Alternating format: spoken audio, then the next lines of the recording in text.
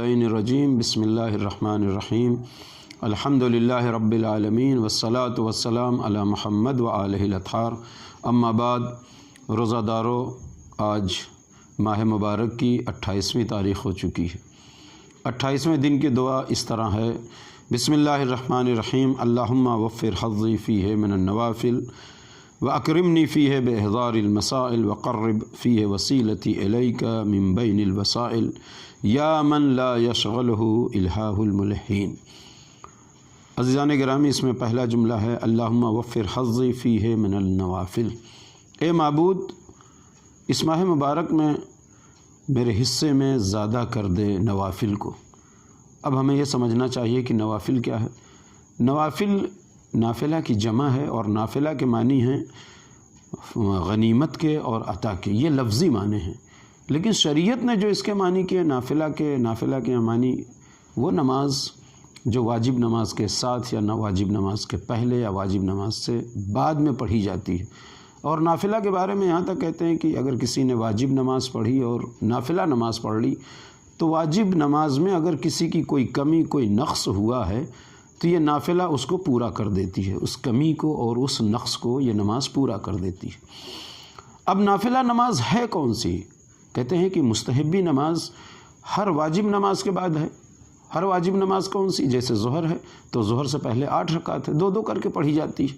इसी तरीके से असर के साथ है कि असर से पहले 8 रकात पढ़ी जाती है, फिर मगरिब के फ़ौरन बाद 4 रकात पढ़ी जाती है, फिर इशा के बाद 2 रकात बैठ कर नाफिला नमाज पढ़ी जाती है जो 1 रकात शुमार होती है, फिर उसके बाद फ़ज्र की नमाज से पहले 2 रकात नमाज नाफिला पढ़ी जाती है। इस तरीके से कुल नाफिला नमाज जो वाजिब नमाज़ों के साथ हैं वो 23 रकात है और 11 रकात नमाज शब, ये 34 रकात हो गई और 17 रकात नमाज वाजिब। एक मोमिन जो है वो 51 रकात नमाजें पढ़ता है अगर मुस्तहबात और नाफिला को अंजाम देता है। अच्छा, नाफिला के लिए ताकीद की गई है, लेकिन ज़रूरी यह है कि मुस्तहब काम अंजाम दे तो इंसान पहले वाजिब काम को अंजाम दे। ऐसा ना हो कि पता चला कि रात भर इबादत कर रहा है, नाफिले को अंजाम दिया, मुस्तहबात को अंजाम दिया और उसके बाद मुस्तहब काम के बाद जब वाजिब का वक्त आया तो सो गया। नहीं, आयतुल्लाह खोई रहमतुल्लाह अलैह कहते हैं कि वाजिब एक ज़मीन के मानिंद है, ज़मीन की तरह है, और मुस्तहब दाने के मानिंद है। जब आप वाजिब काम अंजाम देंगे उसके बाद मुस्तहब काम अंजाम देंगे तो आपका मुस्तहब काम आएगा। जब ज़मीन होगी ही नहीं, जिसे वाजिब कहा है आयतुल्लाह खोई रहमतुल्लाह अलैह ने, जब ज़मीन नहीं होगी तो दाना उसमें कैसे डाला जाएगा। तो अज़ीज़ों, रवायत में बहुत ज़्यादा मुस्तहब कामों की ताकीद की गई है और यहाँ तक उलमा ये कहते हैं कि जैसे एक इंसान वाजिब खाना खाता है, ज़रूरी तौर पर खाना खाता है तो जिस्म उसका बाकी रहता है, लेकिन फल खाता है, मेवा खाता है तो उसके जिस्म पर निखार आता है। इसी तरीके से रूह के लिए वाजिब जो चीज़ें हैं उसको अंजाम दे और उसके बाद मुस्तहब काम जब अंजाम देता है तो उसकी रूह पे निखार आता है। और रवायतों में यहाँ तक है कि कुर्बत खुदाबंदी जो हासिल होती है वो नाफिले के ज़रिए हासिल होती है। जब इंसान नाफिला अंजाम देता है, यानी मुस्तहबी नमाजें या मुस्तहबात, और मुस्तहबात के लिए बड़ी ताकीद की गई है। अगर इंसान मुस्तहब को अंजाम देता है, ख़ास तौर से मुस्तहब में नमाज शब के लिए कहा गया है कि ज़मानत लिए खुदावंद आलम ने उसके रिज़्क़ के लिए, और उसके बाद कहा है कि सलातुल लैल तुबय्यिज़ुल वजूह, नमाज शब इंसान के चेहरे को मुनव्वर कर देता है, रौनक बख्शता है, इंसान का चेहरा रोशन हो जाता है, मुनव्वर हो जाता है। दूसरा जुमला है व अकरिमनी फ़ीहि बिइहज़ारिल मसाइल।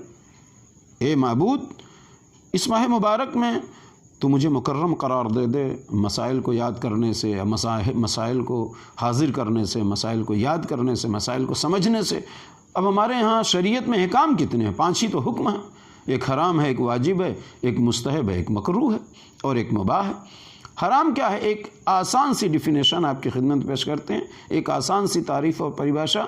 हराम वो है कि जिसको अंजाम देने पर अज़ाब है, वाजिब वो है कि जिसको छोड़ने पर अज़ाब है, मुस्तहब वो है कि अगर किया जाए तो सवाब, छोड़ा जाए तो अज़ाब नहीं, मकरूह वो है कि अगर छोड़ा जाए तो सवाब, अगर अंजाम दिया जाए तो अज़ाब नहीं, मुबाह वो है कि अगर दिल कहे आपका तो कीजिए, दिल न कहे तो न कीजिए। कहते हैं कि ये 5 हुक्म हैं शरीयत के। और उलमा का ये कहना है कि انسان اگر حرام اور واجب کو جان جائے اور حرام اور واجب پہ عمل کرتا رہے تو خداوند عالم اس کے علم میں اضافہ کرتا ہے۔ اور یہی 5 حکم ایسے ہیں کہ جس کو، اور آج کے زمانے میں ملٹی میڈیا، سوشل میڈیا اتنی زیادہ آپ کے دنیا میں اتنی تیزی سے پھیل رہی ہے کہ ضروری ہے کہ انسان کم سے کم اپنے احکام کو تو جانے، جس کی وجہ سے آج کی دعا میں یہی ہوا اکرمنی فیہ باحضار المسائل، اگلا جملہ وقر فیہ وسیلتی الیک من بین الوسائل، اور مجھے قریب کر دے اپنے وسائل میں سے ایک، میرے وسیلے کو قریب کر دے اپنے تک پہنچنے کے لیے، پالنے والے اپنے تک پہنچنے کے لیے میرے وسیلے کو وسائل میں سے قریب کر دے۔ اچھا وسیلہ کیا قریب ہے؟ کہتے ہیں کہ اہل بیت اطہار علیہ الصلوۃ والسلام کا توسل، اہل بیت علیہ الصلوۃ والسلام سے توسل کرنا، جناب فاطمہ زہرا سلام اللہ علیہ کا اپنی دعاؤں میں، اپنی عبادتوں میں واسطہ دینا، یہ سب سے بڑا وسیلہ ہے۔ اس کے بعد جناب نرجس خاتون، جناب امام عصر علیہ الصلوۃ والسلام کی والد گرامی کا وسیلہ دینا، اور علماء جیسے آغا خنساری کے بارے میں ملتا ہے، جس کے بارے میں کہتے ہیں کہ آغا خنساری نہایت ہی مقدس مرجع تھے۔ کہتے ہیں کہ ان سے جب پوچھا گیا کہ آپ اس دنیا سے جا رہے ہیں اپنے ساتھ لے کے کیا جا رہے ہیں، تو انہوں نے فرمایا کہ میرے پاس عزائے سید الشہداء میں اپنی آنکھوں سے بہے ہوئے چند اشک کے قطرے ہیں، آنسو کے چند قطرے ہیں جو میرے لیے آخرت کے لیے ایک وسیلہ ہیں۔ تو پوچھا کہ پھر اس کے بعد اور پوچھا کہ اور کیا ہیں، تو کہا میرے پاس سب سے اہم چیز یہ ہے۔ اس کے بعد ایک انہی کے شاگرد نے پوچھا کہ آپ اور کیا کہتے ہیں؟ کہا کہ انسان کو مجلس کے لیے فرش عزا پر دوڑ دوڑ کے جانا چاہیے، بیٹھنا چاہیے، لوگ اسے معمولی نہ سمجھیں، سب سے بڑا وسیلہ ہے امام حسین علیہ الصلوۃ والسلام کی مجلس میں جانا، اور کہتے ہیں کہ دوڑ دوڑ کے جانا چاہیے۔ آغا خنساری پھر اس کے بعد آغا خنساری ہی نقل کرتے ہیں کہ ایک روحانی نے جناب حبیب ابن مظاہر کو خواب میں دیکھا کہ جناب حبیب ابن مظاہر کہہ رہے ہیں کہ پالنے والے تو مجھے دنیا میں پلٹا دے۔ تو پوچھا کہ دنیا میں پلٹ کے آپ کیا کریں گے؟ تو کہا کہ میں دنیا میں پلٹ کے فرش عزا پر بیٹھ کے امام حسین علیہ الصلوۃ والسلام کی مظلومیت پر گریہ کروں گا۔ بہت ہی بڑی فضیلت ہے جس کو لوگ جو ہے اہمیت نہیں دیتے۔ اور آگے دیکھیے تو ایک آیت اللہ العظمہ مرشی صاحب ہیں کہ جو نہایت ہی مقدس گزرے ہیں، انہوں نے 50 سال تک ایک رومال اپنے ساتھ رکھتے تھے وہ، اور جب فرش عزا پہ جاتے تھے، جب مجالس عزا سید الشہداء میں جاتے تھے علیہ الصلوۃ والسلام کی، تو وہاں اسی رومال سے اپنے آنسوؤں کو پوچھتے تھے، اور جب مرنے لگے تو ان کی وصیت میں یہ تھا کہ ہمارے رومال کو ہمارے کفن کے ساتھ رکھ دینا اور ہمارے ساتھ دفن کر دینا۔ اتنا زیادہ اس کی وصیت، یعنی اس چیز کی اہمیت ہے فرش عزا پر بیٹھنے کی، اور فرش عزا پر جو آنسو بہیں اس کو اپنے رومال میں جمع کرنے کی۔ تو عزیزو، اگلا جملہ اور آخری جملہ ہے یا من لا یشغلہ الہاہ الملحین، اور وہ جس کو اصرار کرنے والوں کا اصرار دوسروں سے غافل نہیں کرتا۔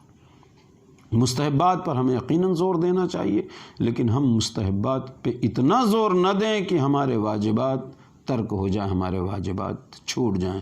والسلام علیکم ورحمۃ اللہ وبرکاتہ۔